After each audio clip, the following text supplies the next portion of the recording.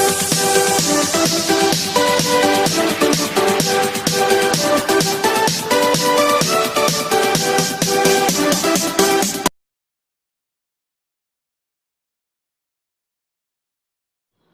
Friends, प्रांजल online classes में मैं नितिन शर्मा एक बार फिर आपका हार्दिक स्वागत करता हूं। दोस्तों, हमने लास्ट क्लास के अंदर जैव अणु बायोमोलिक्यूल्स के बारे में नॉर्मल परिचय पढ़ा था। आज हम इसका पहला टॉपिक शुरू करने जा रहे हैं, वो है कार्बोहाइड्रेट्स। देखो, कार्बोहाइड्रेट्स जो होते हैं वो आपको भी पता है कि प्रकृति के अंदर सबसे ज्यादा या सबसे प्रचुर मात्रा में पाया जाने वाला जो जैव अणु है वो यही है। ठीक है, प्रकृति में हम कह सकते हैं सबसे अधिक मात्रा में पाया जाने वाला जैव अणु जो क्या होता है, मुक्त अवस्था के अंदर भी पाया जाता है। ठीक है, अनाज जितने भी हैं, धान फसलें जो होती है, इन धान के अंदर भी या अनाज में सबसे ज्यादा मात्रा में पाया जाता है। अब आप ना कार्बोहाइड्रेट्स के बारे में जो अपन पढ़ते हैं तो कहा जाता है कि ये मुख्य रूप से जो प्रकाश संश्लेषण की क्रिया होती है उस प्रकाश संश्लेषण की क्रिया के अंदर प्राप्त होते हैं। जैसे अपन कहते हैं ना, कार्बन डाइऑक्साइड और जल दोनों आपस में क्रिया करके और क्या बनाते हैं, ग्लूकोज। मुख्य रूप से क्या बनाते हैं, ग्लूकोज बनाते हैं। तो ग्लूकोज एक तरह से क्या है, कार्बोहाइड्रेट ही है ना। अब आप इसका अगर देखो, कार्बोहाइड्रेट को अगर अपन दो वर्ड से लेते हैं, कार्बो एक वर्ड आता है कार्बो और दूसरा आता है हाइड्रेट, है ना। कार्बो का मतलब ये है कार्बन और हाइड्रेट का मतलब होता है जल, है ना। यानी हम इसको एक साथ परिभाषा बताएं तो जल युक्त कार्बन वाले जो यौगिक होते हैं, जल युक्त कार्बन के जो यौगिक होते हैं उनको हम क्या कहते हैं, कार्बोहाइड्रेट्स कहते हैं। और कार्बोहाइड्रेट्स की सामान्य अभिक्रिया आपको पता होगी कि CO2 प्लस H2, ये किसके अंदर होती है, पर्णहरित के अंदर अभिक्रिया होती है। और पर्णहरित के अंदर जो अभिक्रिया होती है तो इसमें ये बनता है CH2O का होल वाई प्लस ZO2। अब इसको X ले लिया, इसको क्या ले लिया, वाई ले लिया। कार्बन डाइऑक्साइड जल दोनों क्रिया करके क्या बनाते हैं, ये कार्बोहाइड्रेट का सामान्य सूत्र है। ये क्या है, कार्बोहाइड्रेट का सूत्र है ये वाला। ठीक है, अब दिमाग में ये चीज आती है कि ये जो सूत्र बना है, इस सूत्र के अंदर आपको ये ध्यान रखना है कि CH2O का होल वाई जो होता है, इस सूत्र के अंदर X और Y का मान समान होना चाहिए। X और Y का मान क्या होना चाहिए, समान होना चाहिए। जब X और Y का मान समान होगा तो ही वह क्या कहलाता है, कार्बोहाइड्रेट कहलाता है। जैसे हम एक एग्जांपल लेते हैं, जैसे अपन सूत्र लेते हैं C6H12O6, जैसे एग्जांपल लिया। अब देखो कार्बन कितने हैं, 6, तो हम इसको इस सूत्र में लिखते हैं C6H2O का। अब क्या होगा, देखो C6 ये आ गया, H2O, अब Y का मान भी 6 होना चाहिए। तो देखो हाइड्रोजन कितने हैं, 12, तो H2O का होल 6 कर दो। तो ये सूत्र इसके समान है, इसलिए इसको अपन कार्बोहाइड्रेट के रूप में लिखते हैं।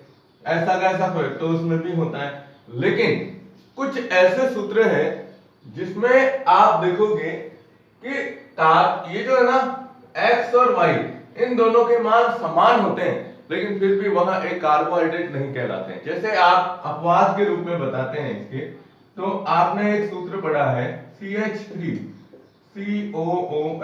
अब ये क्या है, एसिटिक अम्ल, ये है एसिटिक अम्ल। अब आप इसका एसिटिक अम्ल जो है ना, इस एसिटिक अम्ल का अगर सूत्र इस तरह से बनाना चाहे तो इसमें कार्बन देखो कितने हैं, 1 2, ठीक है, तो कार्बन लिखिए 2। अब हाइड्रोजन देखो 3 और 1 4 है और ऑक्सीजन 2 है, तो C2H2O का होल वाई। अब एसिटिक अम्ल का सूत्र तो ये बन रहा है ना, लेकिन ये वास्तव में कार्बोहाइड्रेट नहीं है, ये ध्यान रखिएगा, ये कार्बोहाइड्रेट नहीं है क्योंकि ये क्या है, अम्ल है। ठीक है, ऐसा का ऐसा एक और सूत्र है, जैसे आपने पढ़ा होगा फॉर्मेल्डिहाइड। कौन सा, फॉर्मेल्डिहाइड। अब फॉर्मेल्डिहाइड का सूत्र क्या लिखते हैं, HCHO, ये होता है सूत्र। अब फॉर्मेल्डिहाइड का सूत्र तो लिखा है HCHO, और इसको अगर इस तरह से लिखेंगे तो देखो कार्बन कितना है, एक, हाइड्रोजन कितने हैं, दो, और ऑक्सीजन कितना है, एक। तो इस H2O का मान एक और कार्बन का मान भी एक, यानी X और Y दोनों क्या है, समान है। तो ये कहा जाता है कि बोलते तो यूं है कि ऐसे यौगिक, ध्यान से सुनिएगा, ऐसे यौगिक जो इस सूत्र की अनुपालना करते हैं जिसमें X और Y का मान समान हो, वो कार्बोहाइड्रेट है। लेकिन सभी यौगिक अगर कार्बोहाइड्रेट होते तो ये भी आते इसमें, कार्बोहाइड्रेट के अंदर ये भी आता, लेकिन वास्तव में ये क्या है, नहीं है ऐसा।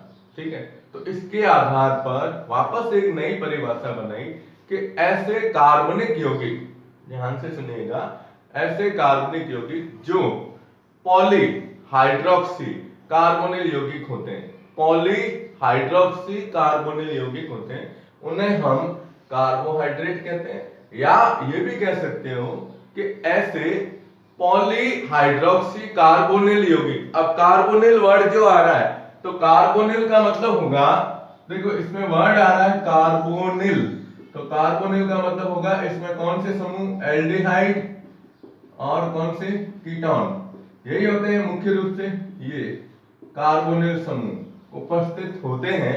ठीक है ना। या इन कार्बोनिल यौगिकों का अपघटन करने पर, जल अपघटन करने पर हमें मोनोसैकेराइड्स इकाइयां प्राप्त होती है, तो उन्हें हम कार्बोहाइड्रेट के नाम से जानते हैं। तो वापस सुन लीजिएगा, एक मिनट के अंदर वापस देखो क्या होता है। प्रकृति में सबसे ज्यादा मात्रा में पाया जाता है कार्बोहाइड्रेट, यानी कार्बन, जल युक्त कार्बन वाले यौगिक क्या कहलाते हैं, कार्बोहाइड्रेट। अब प्रकाश संश्लेषण की क्रिया होती है, इसमें ये बताया जाता है CO2H2, पढ़ने में ये सूत्र बनता है, ये कार्बोहाइड्रेट है। और इसमें भी क्या बताया, X और Y समान होने चाहिए, तो ग्लूकोज का सूत्र आ गया। लेकिन कुछ ऐसे अपवाद हैं जो इस सूत्र की तो अनुपालना करते हैं लेकिन कार्बोहाइड्रेट नहीं है, वो इस तरह से बताते हो। इसी आधार पर वापस परिभाषा बनती है क्या, कि ऐसे यौगिक, ठीक है ना, जो पॉलीहाइड्रोक्सी कार्बोनिल यौगिक हों या बहुलक होते हैं उसके रूप में, या फिर ये बता सकते हो कि इन कार्बोनिल यौगिकों का जल अपघटन करते हैं, तो उसके अंदर क्या प्राप्त होती है, मोनोसैकेराइड्स इकाइयां प्राप्त होती है, तो उसे हम क्या कहते हैं, कार्बोहाइड्रेट कहते हैं। ठीक है, अब आप इसका स्क्रीनशॉट ले लो, फिर हम क्या करते हैं, कार्बोहाइड्रेट्स का वर्गीकरण लेते हैं।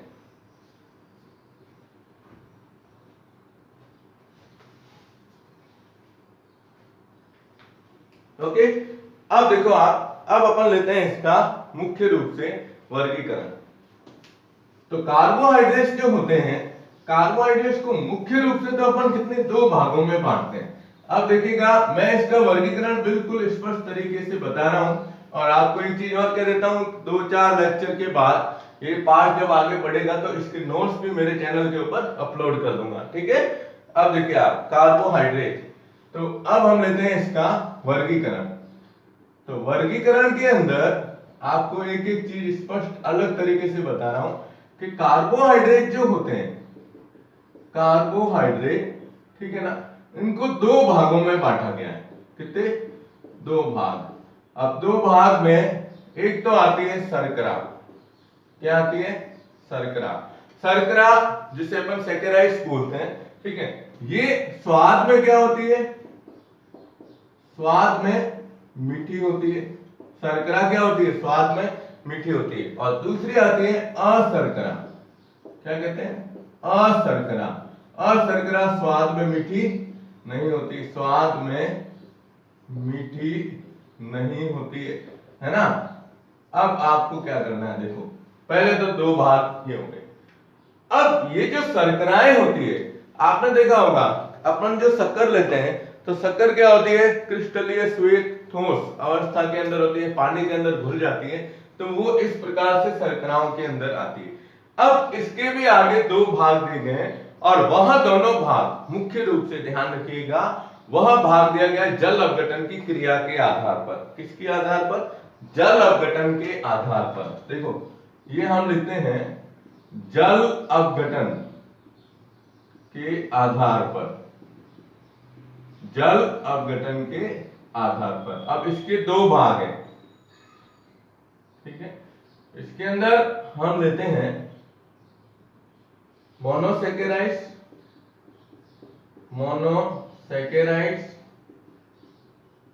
और दूसरा आता है ओलिगोसेकेराइड।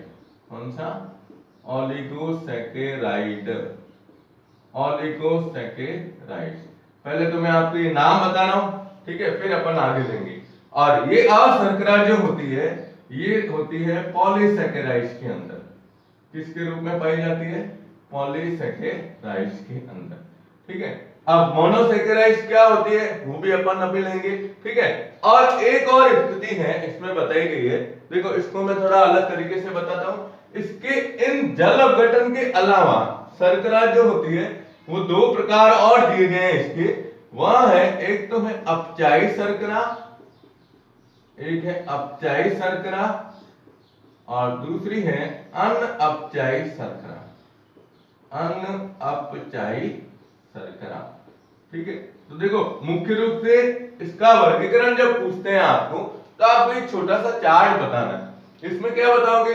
शर्करा एक तो जल अपघटन के आधार पर पहला, और दूसरा आता है ये क्रियाओं के आधार पर, अपचयन के आधार पर अपन लिख सकते हैं। जिसमें अपचायी शर्करा और अनअपचायी का मतलब ये होता है कि देखो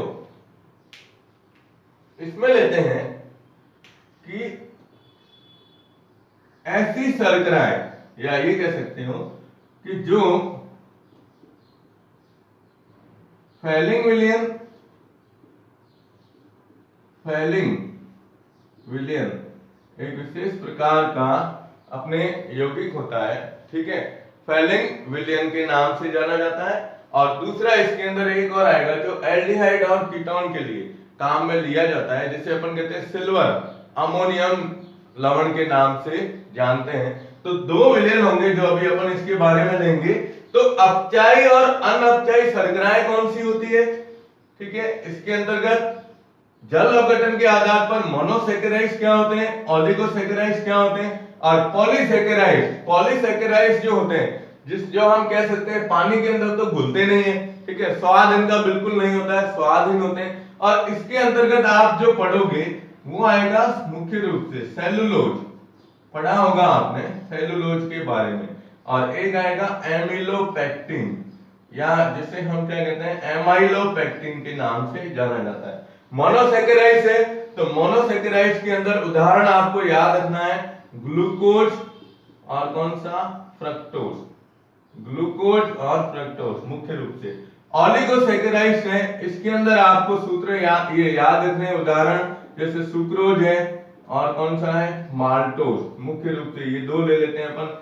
अनअपचायी और अपचायी, इसमें अनअपचायी में आपको याद रखना है सुक्रोज, ठीक है, और अपचायी शर्करा में कौन से हैं? ग्लूकोज और फ्रक्टोज। ग्लूकोज और फ्रक्टोज के रूप में दिया गया, ठीक है। तो आप ऐसा करो, पहले इसका स्क्रीनशॉट ले लो, फिर मैं क्या करता हूं आपको यहां से वापस शुरुआत करता हूं कि मोनोसेकेराइड्स क्या होते हैं, ओलिगोसेकेराइड ये दोनों शर्कराएं क्या होती है, और पॉलीसेकेराइड्स क्या होती है। स्क्रीनशॉट ले लो आप।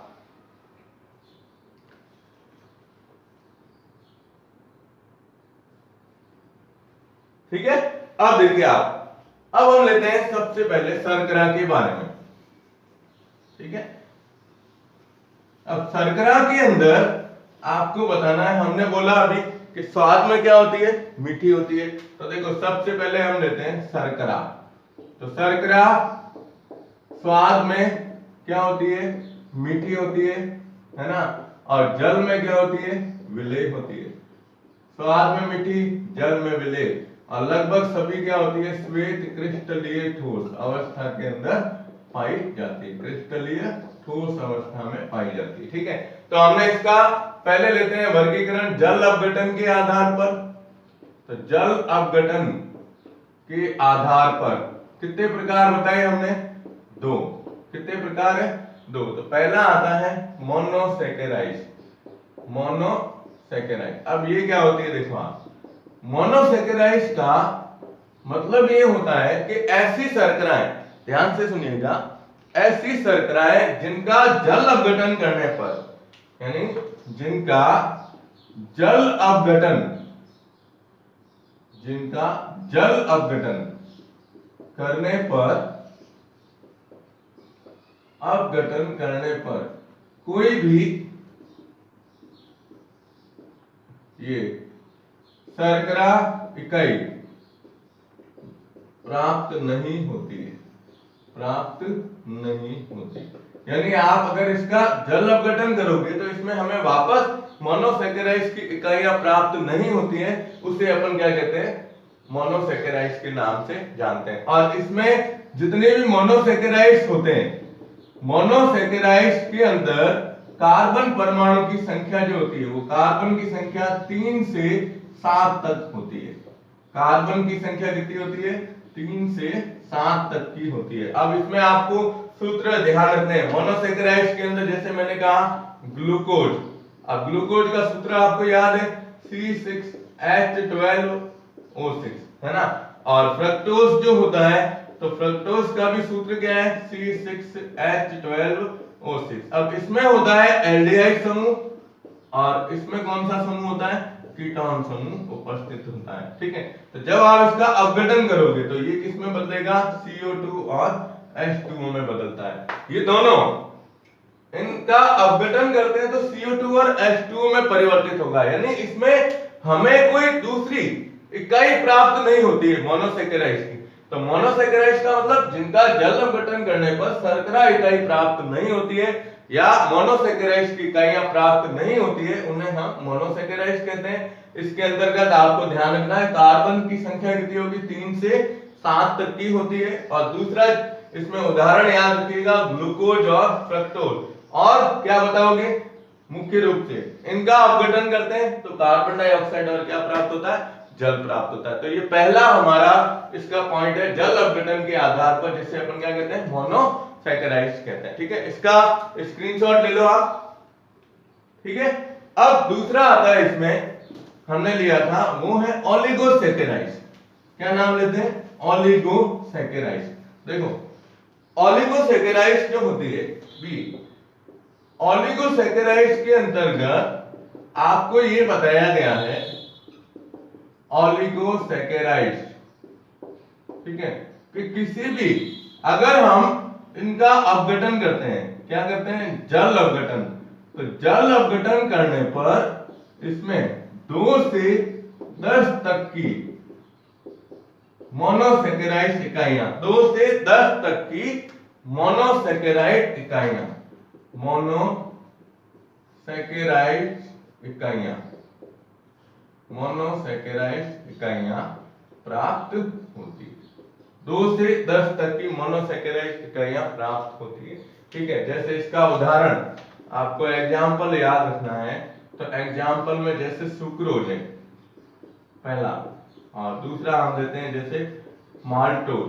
तो सुक्रोज का अपघटन करते हो तो क्या प्राप्त होता है, glucose plus fructose, glucose plus fructose. और माल्टोज का जब करते हैं तो 2 ग्लूकोज की इकाइयां प्राप्त होती है। कितनी, 2 ग्लूकोज की इकाइयां प्राप्त होती है। तो इसमें आपको ध्यान रखना है कि 2 से 10 तक की इकाइयां प्राप्त होती है। तो 2 से 10 तक में अगर इकाइयां 2 है तो डाइसैकेराइड, 3 है तो ट्राइसैकेराइड, 4 है तो टेट्रा, 5 के लिए क्या कहेंगे, पेंटा।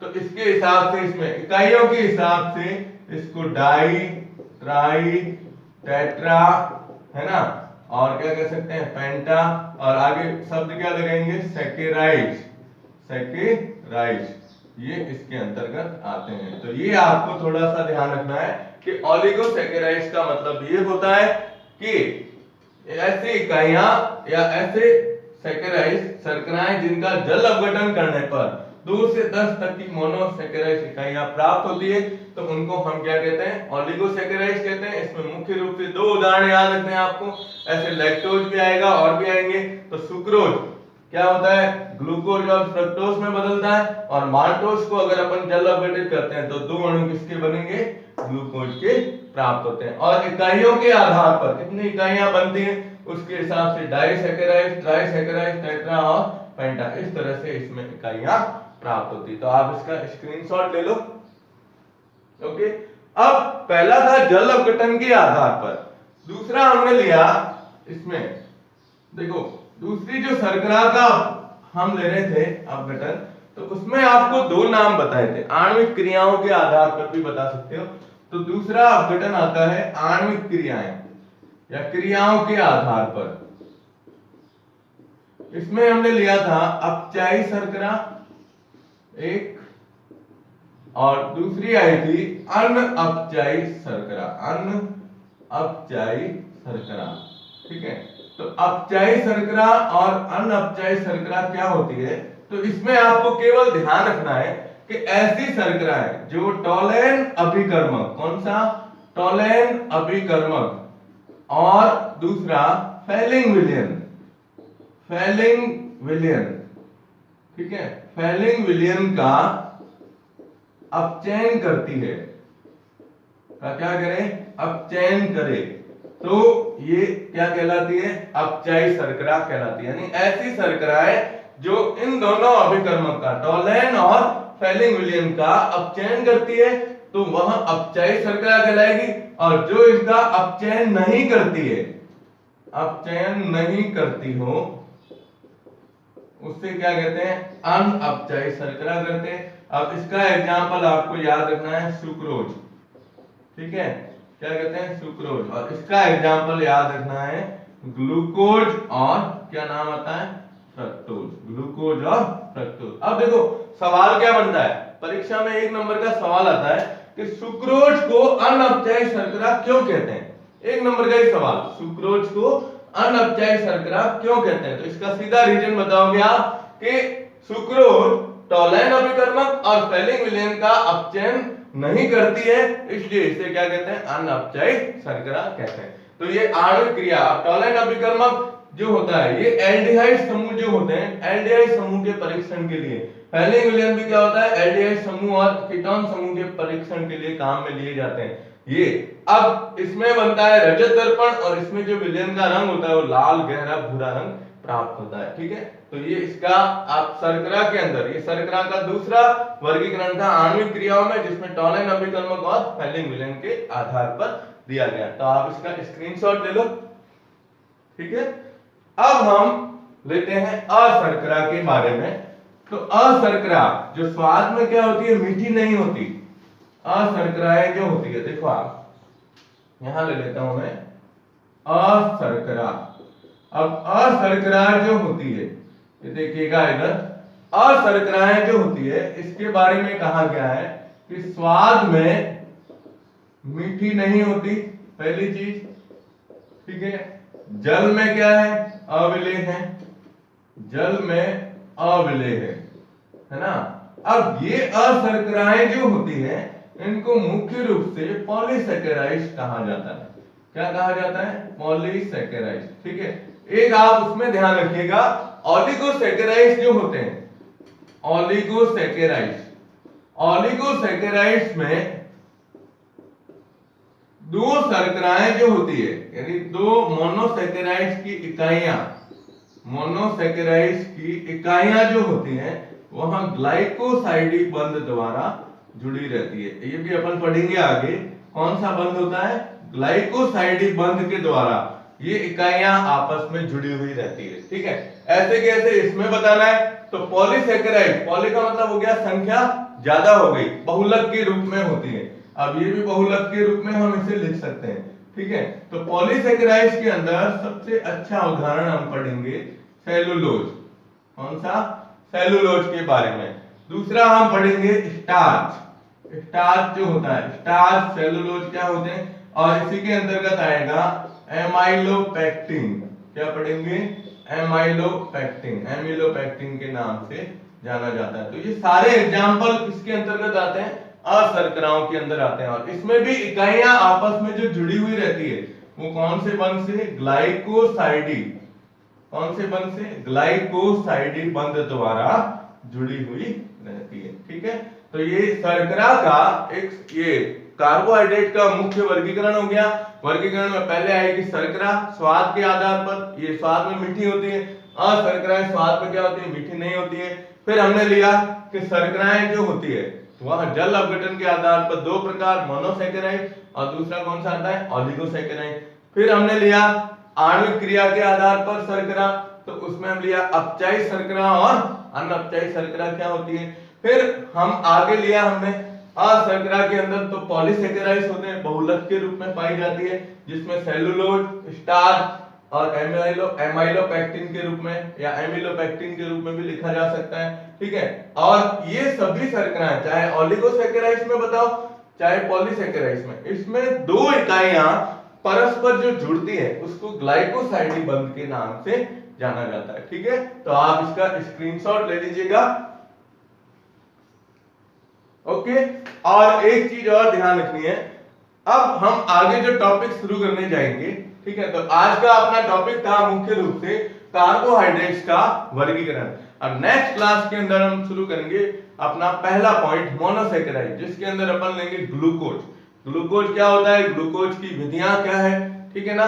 तो मेरे चैनल को ज्यादा से ज्यादा सब्सक्राइब कीजिएगा, धन्यवाद। और एक चीज और आपको बता सकता हूं कि अब 2 या 3, अब ज्यादा टाइम नहीं लूंगा, नेक्स्ट या उससे नेक्स्ट वीडियो के अंदर आपने जो केमिस्ट्री सब्जेक्ट के अंदर रुचि कैसे लाई जाएगी या केमिस्ट्री को और ज्यादा इजी कैसे बनाया जाएगा, तो उसके लिए एक वीडियो बनाने का प्रयास कर रहा हूं। तो आप मेरे चैनल को ज्यादा से ज्यादा सब्सक्राइब कीजिएगा, धन्यवाद।